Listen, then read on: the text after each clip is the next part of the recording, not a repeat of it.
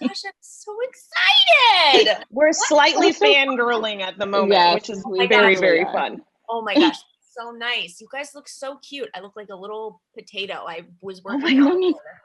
I'm so excited. I'm like figuring out how Audrey, how I know your face, because Mike is the one that showed me your video. He was like, did you know that this lady like did a video, like reviewed you like singing your song? And I was like, no way. Yeah, way. So You're so good. And I was You're so so excited fucking to good. review you because I have to review people a lot. But then when I started to I take little clips before to make sure if I'm going to like it. And I was like, oh, shit, she's good. And I was like, yes, I will totally review her. So. So what does your husband do for a living? He's a CPA. He's a certified that's fun. accountant. Thrilling. Do you wear mic packs as well as microphones? Yeah, so they're not full mic packs. We wear in-ears for the show so that we can hear the band, and like there's a lot of stuff that's counted off to us in our ears. So we wear our in-ears, and there's a pack attached to that, and there's like pockets in all of our costumes. So I see. The packs for those slip into our costumes, and then there's another teeny tiny, like this big, I think it's called a tracker. I don't remember what it's for. I feel like it might be for our handheld microphones. I just know that like my corset thing has like a cute tiny little pocket, and I always put the little tracker there. But yeah, it's not a mic pack, it's just the pack for our. And how many stand-ins do you have for your cast? We have 3. I would call them standbys, because they have to be at the theater every single night, and then at a certain point towards the end of the show, they're given the go-ahead to leave. I see. Okay. But there's only 3. After we open, we'll be adding a 4th girl, and she'll start rehearsing after we're officially open. But everybody kind of has like an order in which they cover like each individual queen. So like I have a first cover. If she's sick and can't go on for me, then there's someone that's like the second cover that would then step in, and it kind of like goes down the line of everybody. Rumor has it that you like the smell of Covergirl makeup. I don't know what it is about it. I think it's because like that's what, like when I did theater in high school and like no one knows what they're doing or like how to put makeup on, I would wear like the liquid Covergirl foundation, and then I would use like the Covergirl, and I still use these Covergirl compacts, you guys don't. Oh, you do? I mean, they're just so cheap, but I always I'm so stupid when I go and buy new ones at like Target or Walgreens or wherever. I always forget which ones have the good smell that I like. So I will not like, the color that I'll be like you. bent down in the makeup aisle, like open, like checking the shade to make sure it's the right color. But then I'll be like, and I'll like Covergirl, you know. That's me. That's how I feel about Cool Water cologne. Commercial with me like hunched over in the makeup aisle. Like do they ever have special shows for people with disabilities? When we were in Minneapolis, they originally weren't planning on having an ASL. Jesus, an ASL. No worries. Performance, and we kind of begged for it because we knew that there were great. schools coming, like schools that had reached out to us, or schools that had reached out saying, hey, we want to bring like a bunch of kids, but we don't see anything on the calendar for anything for, you know, our hearing impaired students or, you know, whoever. And we were told that they weren't originally going to do one, and we kind of like, that's really good. Thank you. Kind of poked at it, and so they were like, okay, we'll do one. And we're like, yeah, okay. I mean, we should have in the first place, but yeah, I think I'm assuming there will be plenty of those once we. Perfect. Okay, so my question is, when you sing your song, I noticed that you change your dynamics and your approach to the like you say, and singing, you go into that big belty part. And I noticed that when you do it in the beginning of the song, you go a little more falsetto. You go a little more airy and softer on the belt in the beginning. And then as you gradually continue, you add in more like chord connections. So you add in more depth to it. And a little bit towards the end, there's a little bit of push because you're in pain and suffering and kind of emotional battle. Did you decide to soften the beginning so that way your vocals can last throughout the belt of, I mean, you have like 4 choruses of that high belt. Was that a character choice only, or was it also a combination of helping the vocals kind of with that stamina? It was kind of both. So when we got to New York, we had the time, like we knew the show, so that rehearsal was kind of like, well, we have time, let's just like try new stuff and see if we like that instead. So it used to be every chorus was pretty much the same. And then as we got into rehearsals, we kind of talked about like how each verse and chorus, like how she matures, even though she was still a kid. Through the song, but how like each verse and chorus reflects different pop stars. So like first verse and chorus is like very Britney Spears, like Hit Me Baby One More Time, like teenager trying to be sexy that kind of makes you go, like, I don't know about that. And then we did a lot of the flipping into the falsetto because we're like, oh, and then we kind of move into Ariana Grande. Like that's where we kind of move into, and she does a lot of that like kind of whisper singing. Yeah.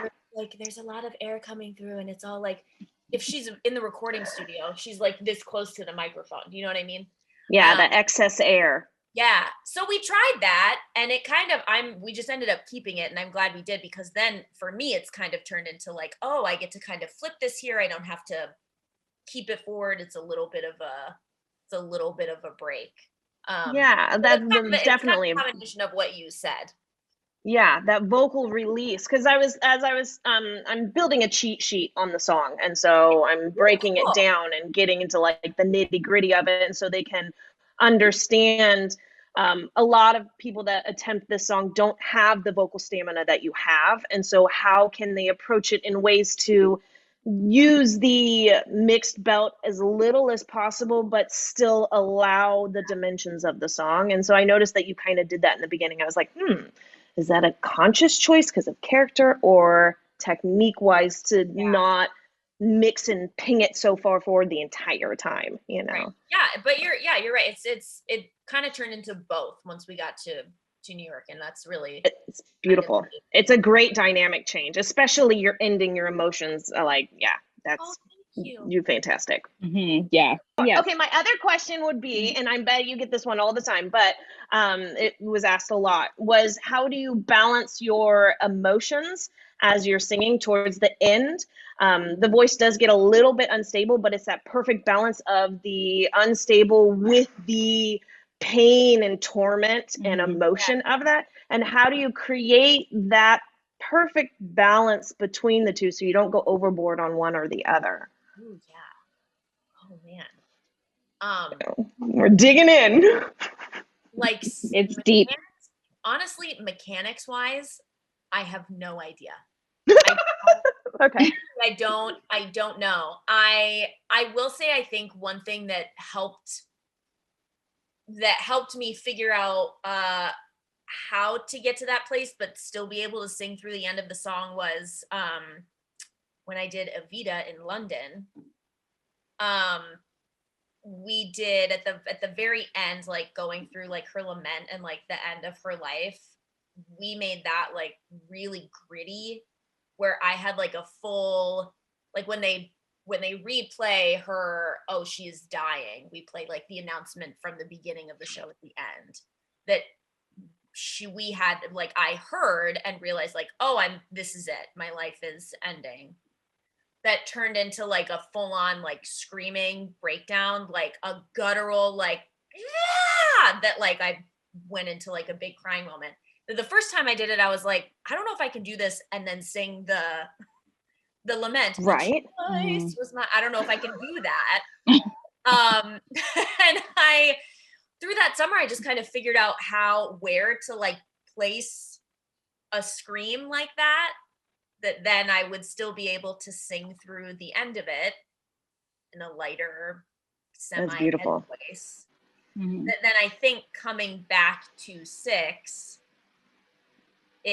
I just was I've become so aware of where a lot of that emotion has to sit so that I can still do a lot of that high stuff at the end. So I guess I think of it as a forward mix belt is where I place a lot of that kind of sound. Yeah. And it definitely had that base of your vocal fry is still very lifted, even though the vocal cords are coming together in a heavier, slower movement to create that grit, as we call it. You're still really lifting up in that nasal pharynx and placing the sound there. So it grits, but then it propels forward without being held, so you don't have that tension as much. I think that's it, because I have had moments that it's slipped into more of like a throaty kind of scream, like a kind of back in here, and that is a no-go. It's got to stay, like you said, in that kind of forward. I'm not gonna like make a sound because it'd be so ugly, but you're right. It is a little more of that forward scream, so that it's a little more placed. Like a whiny scream, as you could call it. Anything down here would just destroy me for sure. But I absolutely enjoy reviewing your vocals and going and kind of like, because you do things right. You really, really do, in a way that your vocals will last a long time. You're treating them really well. So I hope so. Yeah. Now, how do you stay in such amazing shape for all of your performances? See her workouts on Instagram? I'm like, damn, lady. The first couple months into the shutdown, I was like, I should like stay like, with the choreography, and once a week I'll try and go through the show and make sure I still remember it. And we got to like September of last year when they pushed the shutdown again, and I was like, oh, they're not paying me to do this. I'm not doing this anymore. Like, at a certain point, we're just going to kind of have to rehearse all over again, which is another thing that like we're talking about constantly, because we don't really know what we'll all need. So at the moment, I'm not really doing anything. I think once we get closer to knowing a return date, an official or like back to rehearsal date, I think they're going to kind of help us facilitate gradually getting into that, because you can't just do like 2 weeks of rehearsal and go. We would all get very injured. So I think for them, the process will be like full physical therapy assessment for everybody. Everybody goes to an ENT to make sure everything looks okay. And then I think it's going to be a gradual, like, cool, let's just do some choreography today. Great. Everybody gets a short voice lesson once a week, kind of that. And our music director has been really great. We talked to her, all of us, like a month ago, and she was like, just do like a 5-minute warm up every day. Just start there. If you haven't been singing, which a lot of us have been, doing virtual performances, or I have 2 self-tapes I have to do today where I have to sing stuff. I feel like I've still been doing enough random of stuff that like I feel okay. But I know once we have to combine the singing with the dancing, I don't know what's going to happen. So we'll see. And what is your Spotify playlist? It's like, it's 4 hours and 40 minutes worth of music. Nice. It's like all the good stuff from late 90s, early 2000s. It's called Butterfly Clips and Body Glitter. Oh my God. But you can, Wait. If you find me on Spotify, glitter. If you find me on Spotify, it's just my name. I have a couple. Is it Sam or Samantha? Samantha, how old are you? How old do you think I am? I thought you were like 31. 31, right? Yeah, that's correct. When do you get a professional makeup artist? Yeah, I think it's when there's like specialty makeup. But also, I don't know, because I've seen videos of like Adrienne Warren in her dressing room, and she's like getting her makeup done every night. So Really? I don't know if maybe that's someone that like she's hired. Yeah, that's her. And then probably a show like The Lion King with all of that makeup. They've got people that do their makeup, but otherwise I feel like everything else we're just kind of on our own. But yeah, in terms of normal makeup, Adrienne Warren is the only one that I've seen like on her Instagram. She's like in her chair and she's got someone doing her makeup, and I'm like, who is that? Did she hire them? I feel like she had to have hired them.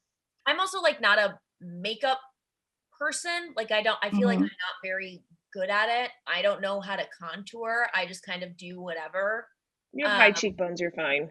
So you're beautiful without it. So and unless it's something that I really fall in love with, like for the show, I now spend a little more money and I'll wear like NARS foundation. Okay. But otherwise I just can't bring myself to spend a ton of money on makeup because I'm like, I take it off right after the show and I get so sweaty. And but I know that if I spent more, the makeup would last longer. Well, we should, you know what? They like to say that we're sponsored by MAC, but like we're not. They just give us MAC makeup. Yeah, because I see things like that and I'm like, if I can get some sponsorships, honey, you can get some sponsorships. Are you kidding me? Like, we're hoping that maybe when we come back that, because they give us a lot of like MAC lipstick, but they just kind of bring it into us. They're like, try this. When I think we would love to go to the store and get actually matched for things, because we have so many people of color in the cast that they give some of this stuff to the girls and they're like, this is not even close to what I should be wearing. So we're hoping that maybe when we come back, we'd actually be able to go and get like professionally matched for what we should be wearing. Because if we have MAC anything, we can go buy it and then bring the receipt in and we'll get reimbursed. But if it's any other brand, they won't do that. It seems really hot on stage. Are there extra air conditioning vents on stage? No, I wish. We have in like the side there, there's like side things where the lights are. They built fans inside of them because we were just like sweating balls up there, that we were like, we need something. It can be on the front of the stage, but we have to have something. Otherwise, we're constantly just doing this, which is not very queen-like. Right. And so they built these fans, but then they put grates over them to like match the rest of the back wall. Then they put them in, and I was like, hey, I asked our stage manager, I'm like, when do we get the fans? And she's like, they're in there, they're on. And I was like, bullshit, they're on. And she's like, no, they're on. I was like, we can't feel anything. I'm standing right next to it. And because they put these grates over it. So maybe that will be another conversation whenever we come back. Because it's, I mean, like you said, there's just so many lights.